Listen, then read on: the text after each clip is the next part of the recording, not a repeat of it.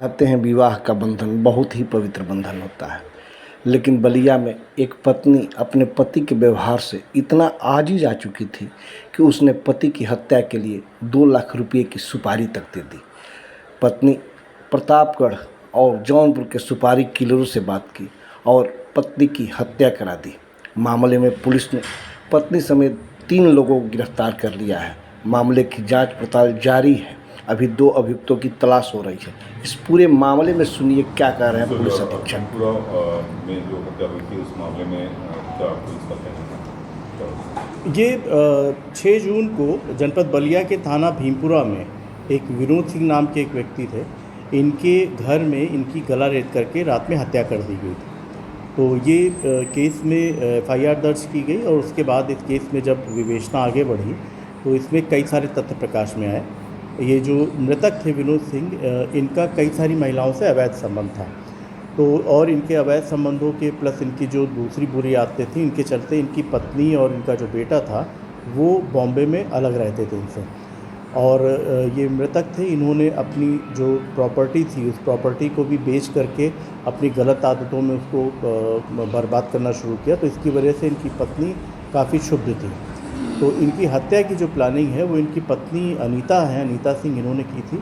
और बॉम्बे में ही उन्होंने 3 लोगों से संपर्क किया, जिनमें से एक व्यक्ति है जो कि प्रतापगढ़ का रहने वाला सुनील सिंह, उसके अलावा अजय चौहान और सनी चौहान, ये जौनपुर के रहने वाले हैं। और इनके साथ मिलकर के जो मृतक विनोद सिंह थे, इनकी हत्या की साजिश रची।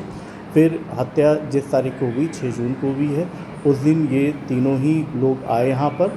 और जो मृतक थे इनके एक किराएदार था जयप्रकाश। ये जयप्रकाश ने इन लोगों को रेकी करवाई। इन लोगों को जो पीछे से जाने का रास्ता है वो घर के अंदर वो दिखाया।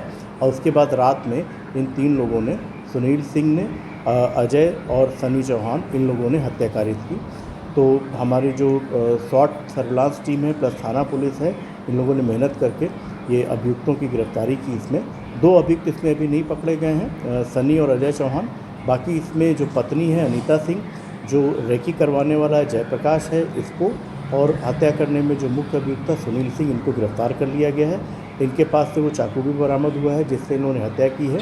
और जिस मोटरसाइकिल से ये लोग घटना कारित करने के लिए आए थे वो भी इसमें बरामद हो गई है। तो घटना का मुंबई से क्या ताल्लुक है? ये जो महिला थी ये अपने पति की आदतों से क्षुब्ध होकर के ये मुंबई चली गई थी। वहाँ जो इनका मृतक का बेटा है वो भी वहाँ पर काम करता था और महिला भी वहाँ एक सिक्योरिटी एजेंसी में काम करती थी। तो वहीं पर ही ये जो 3 अपराधी हैं इनसे उसने संपर्क करके और इनकी हत्या के लिए उसने 2 लाख रुपए भी इन लोगों को दिए हैं, जिसका ट्रांजैक्शन की भी हम लोग के पास पूरा विवरण है। 2 लाख रुपए दे करके उसने इन लोगों की मदद से हत्या करवाई अपने पति की। सर, मृतक के ऊपर पहले भी हमला हो चुका था 2-3 साल पहले। हाँ, ये जब मृतक की जब हत्या हो गई उसके उपरांत जब छानबीन हुई तो ये जानकारी में आया कि लगभग 3-4 साल पहले मृतक जब एक ट्यूबवेल पे, उसके अपने ही घर के पास में ट्यूबवेल था, वहाँ पर वो सो रहा था, तब उसके ऊपर कुछ लोगों ने हमला किया था जिसमें उसको चोटें भी आई थी। लेकिन उस समय मृतक ने जो किसी प्रकार की कोई तहरीर नहीं दी थी, ना थाने पे कोई शिकायत ही की थी। और उस समय भी यही आया था कि किसी प्रेम प्रसंग के चलते ही मृतक के ऊपर ये हमला हुआ था। तो सर, जो मृतक की पत्नी है उसने जो सुपारी दिया जिस तरीके से और अपराधियों से संपर्क किया, तो क्या पहले से वो अपराधी इनके संपर्क में थे या फिर सिर्फ इस काम के लिए ही उन्होंने संपर्क किया? नहीं, ये वहाँ पर मुंबई में ही इस काम के लिए ही संपर्क इन लोगों से किया था और उसके बाद इन लोगों ने इस घटना को कारित किया। क्या उनका बेटा भी इसमें इन्वॉल्व है या फिर? नहीं, बेटे की संलिप्तता के अभी कोई प्रमाण नहीं मिले हैं। ये इनकी जो पत्नी है, पत्नी से ही इनके संबंध बिल्कुल भी अच्छे नहीं थे, तो ये पत्नी ने ही ये घटना कारित करवाई है। Thank you so much.